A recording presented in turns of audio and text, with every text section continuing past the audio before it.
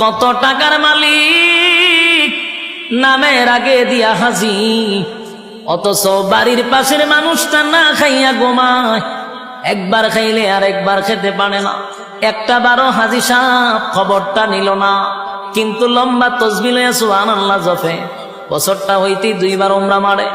আল্লাহ বলে, বান্দারে মক্কায় গিয়া নাম পালাইছ হাজি, দেশ আইয়া তুই আগের মতো ফাজি, তোর মতো হাজির কোনো দরকার নাই।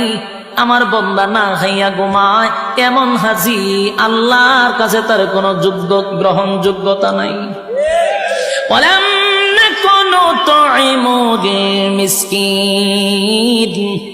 যাদের অঢাল সম্পত্তি আছে তারা যেন মিসকিনের পাশে দাঁড়ায়, তারা যেন অসহায়ীদের পাশে দাঁড়ায়।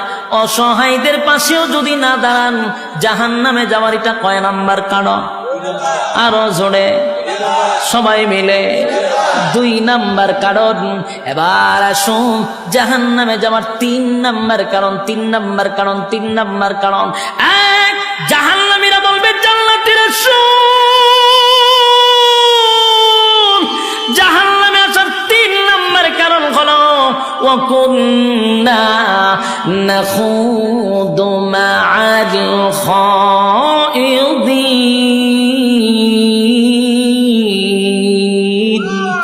ওয়া কুন্না নাখুদু মা'আল খাইদিন।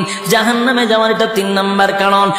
যুবক ভাইরা, মুরব্বী বাবারা, মা বোনেরা, এই রোগে কিন্তু অনেকেই আক্রান্ত, এই রোগে কিন্তু অনেকেই আক্রান্ত।